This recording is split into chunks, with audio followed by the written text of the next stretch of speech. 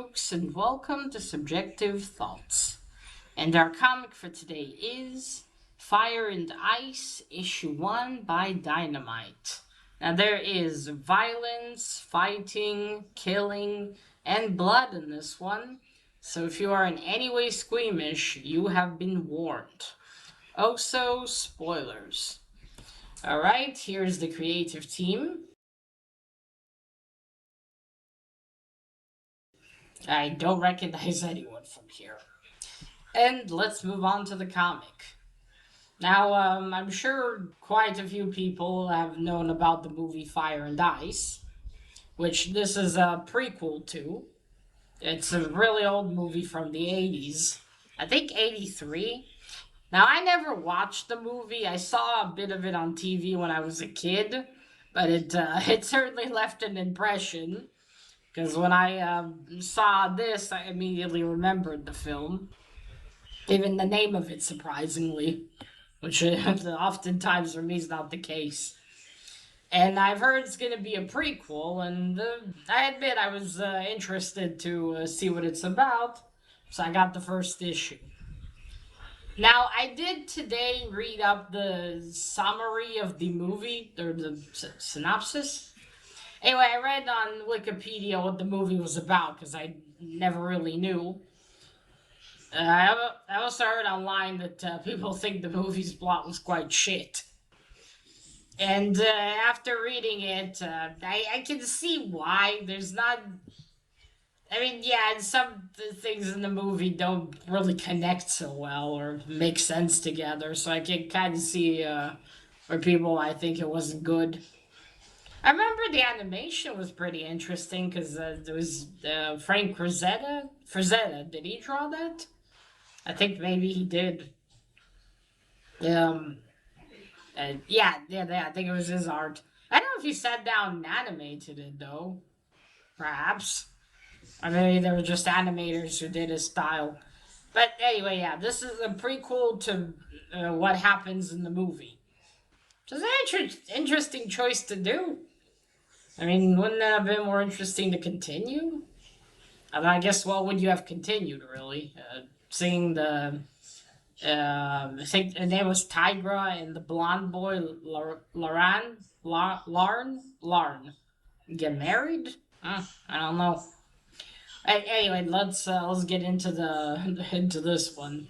So the story starts with Loren's tribe, or a teacher and some students of Loren's tribe. They're walking through the jungle. Sorry, and he tells them a story about a mouse who lived between a dragon and a tiger, and how no matter what, one day the mouse would be crushed because they would fight. And he's basically describing the situation of this world because there's the ice kingdom in the north, and then there's the ice. Anyway, the ice kingdom, I'll just call it, and then there's the fire kingdom from the south. Actually, it doesn't say the south, but anyway, there's the fire kingdom. And in between, there's the jungle, and they're essentially biding their time until something gets fucked. So, Loren is off up in the trees, and they set off camp later.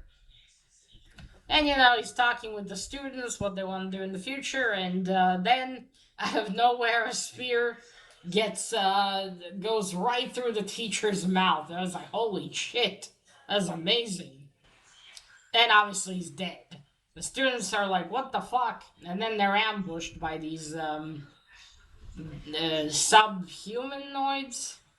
I think the same creatures the queen from the ice land commanded, basically.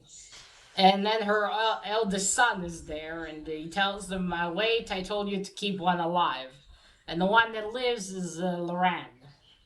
So they tie him up and take him. The son reports back to his mother through magic that they have captured a sacrifice through the witch. The witch. She was also in the movie, apparently. Yeah, they captured. At least I think. I'm not sure, actually, that's the same one. But anyway, he got a sacrifice for the witch. The queen tells him, "Excellent, my favorite son. Now come back. I don't like you being so exposed out there." So the Larn is being taken by these creatures to the witch, and then there's a mother-daughter duo. The mother is from the Fire Kingdom, and she's out with her daughter in the jungle. So it talks a bit about her people. Uh, again, this is maybe not important, but the daughter has a pink like bikini thing, like kind of like this, but this is shorter and the bra's different. But it's like, where do you get pink in that time period? I mean, yeah, there was a thing of coloring fabrics, but pink. And like the mom's in, like something of leather of an animal, and the daughter's like in pink, and I'm like, what the fuck? Where'd you get pink? I don't know. Maybe they did. I don't know what time period it's supposed to be, but it doesn't look like they were that advanced to the coloring of fabrics, especially if you live off the jungle. And granted, they are from a kingdom, but still, I don't know. It's just like so. It took me out of it. I'm like, wait, where'd you get a pink? Never mind. Right. Sorry. Let's continue. So the mom and the daughter they follow Loran because the mother wants to find out what are the plans of the queen. So yeah, a lot don't like the queen. Also, while her first son's reporting to the queen, we see a wolf mask guy.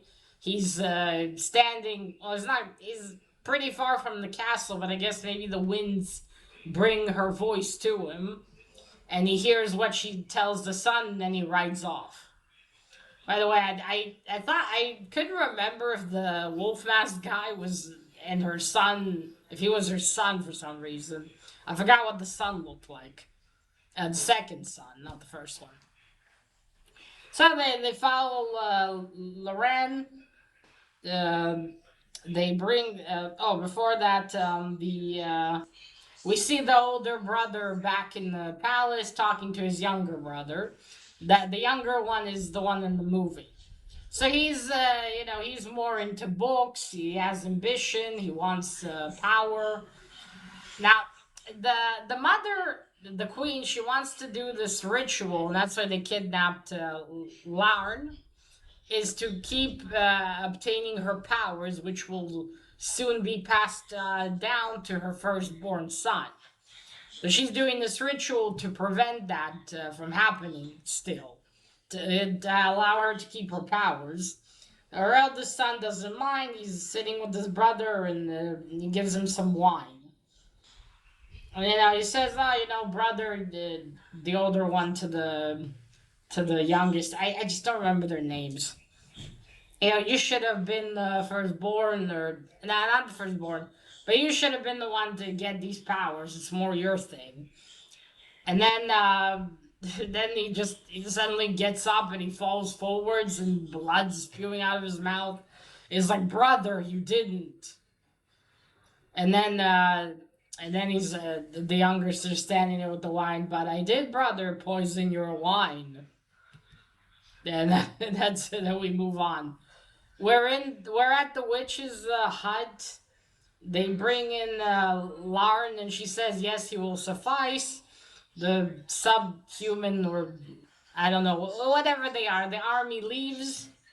The creatures that took him and killed the rest of the students and their, I guess, handler, they all leave. We see that the mother and daughter are there too. They approach the hut.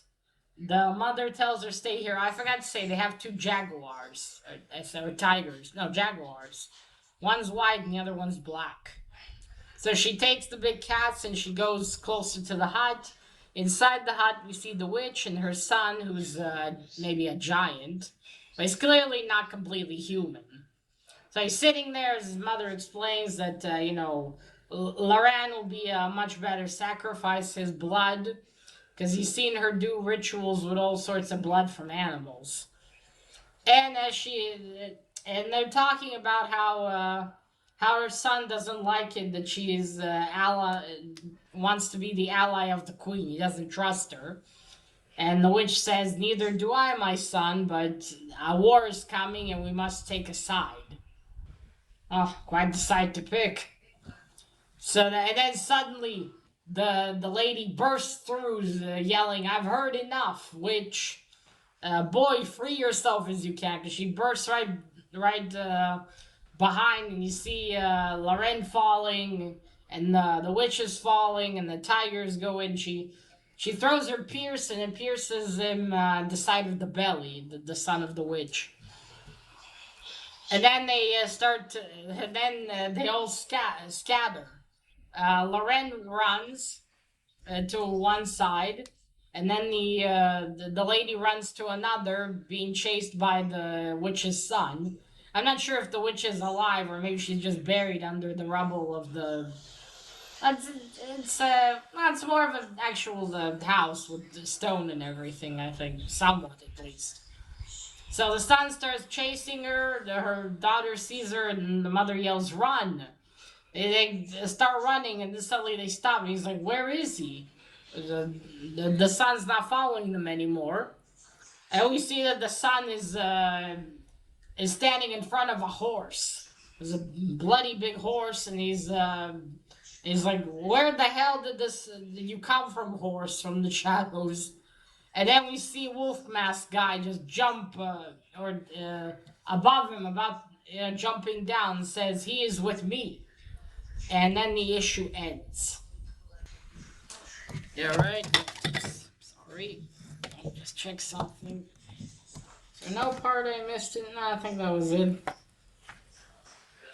So this was yeah.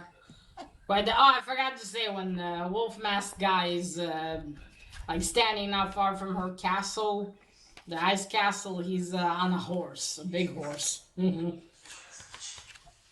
All right. Pink bikini. Oh yeah, the witch has pink hair, kind of, and so does her son.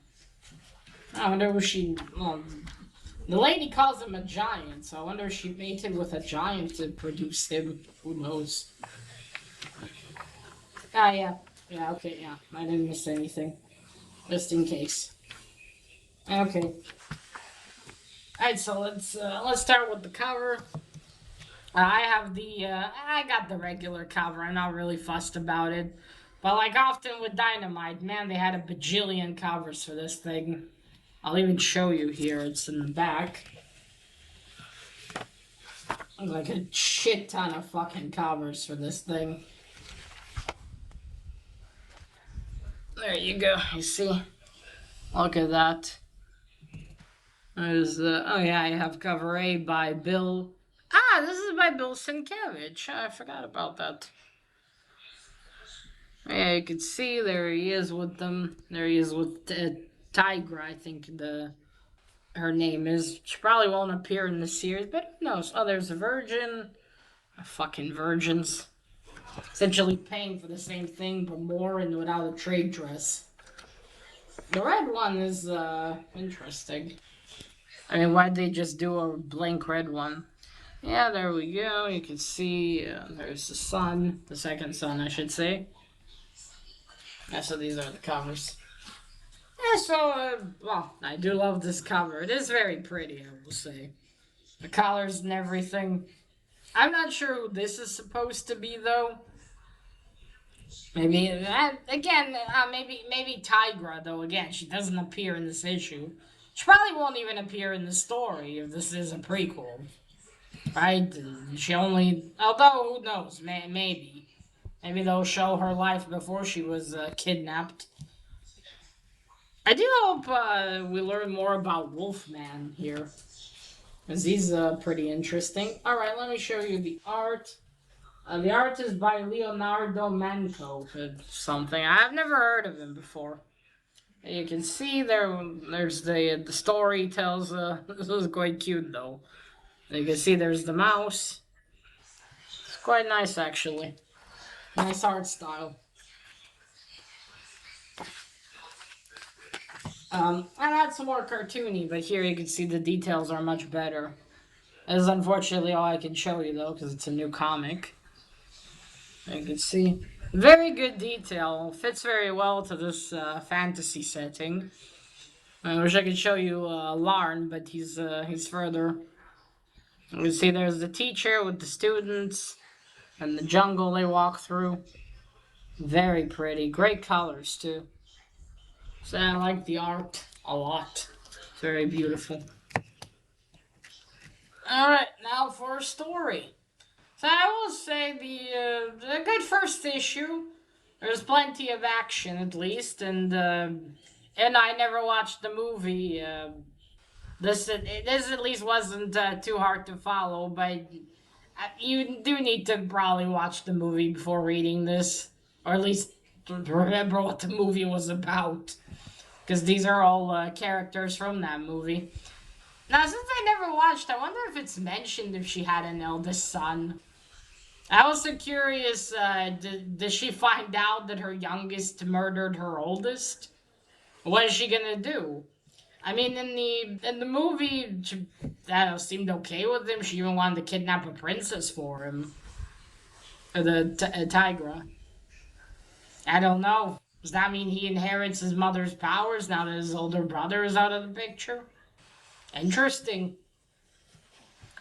But yes, plenty of action, very engaging. You see some characters, and some new characters that appeared before the movie. The lady and her daughter are interesting. I am most interested to find out about Wolfman. That I look forward to, because I wonder what his origin is. I couldn't quite, after reading the summary, I couldn't quite understand why he's helping them. Larn, why he's helping Larn, and it's the end of the movie. He looks upon those two, Tigra and Larn, and smiles. That just how is he? Why did he want to help? Does he hate the queen and thus wanted to do everything to sabotage her? Does he have some connection with Larn? Is he his father? Yeah, I'm joking. I don't know. He's very very interesting. I will say just to know the origin of Lauren. Well, so far there's nothing from him. It's interesting though that he didn't even fight when she was about to shove a dagger through his heart. I mean, granted he was tied up, but you think he'd at least I don't know yell something at her or something. He was pretty complicit, which is interesting. Again, I get it. He's trapped. There's not much he can do, and then there's her son who's a giant. Or half a giant, I should say. But still, you'd think he'd attempt something like maybe you damn witch or something like that. Seems like he just accepted his fate. Oh well, I guess she's just gonna shove a dagger in my heart and take all my blood. It wasn't for the silver. Oh yeah, I forgot to say the lady has silver hair. If it wasn't for the silver-haired lady, the mother and daughter do. I mean, well, he would have been dead. Well, I knew he wouldn't have been dead because obviously this is a prequel, so I know he survives later. I guess that means Wolfman and him are not gonna meet at all. I don't know. Did you mention knowing him in the movie? Probably not. Yeah, it is very interesting to see what happens in this prequel and how long it's gonna be because it's not a predestined how many parts are there gonna be here. Who knows? Maybe it's gonna be a short series or maybe even a little long one. Who knows? I do look forward to see where this is gonna go, but I'm not gonna pick up the rest of the issues. I'll wait for a trade if one comes out, and if not, I'll try to pick these up later on.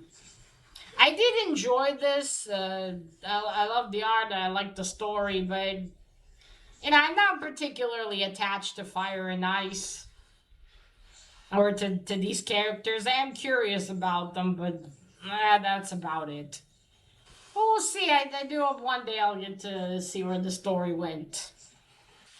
And other than that, nothing else for me to say really. If you like the movie Fire and Ice, I would recommend you give this a read. I guess you're probably the target audience for this really, because since it is a prequel. Yeah, I think if you watch the movie, you should read this.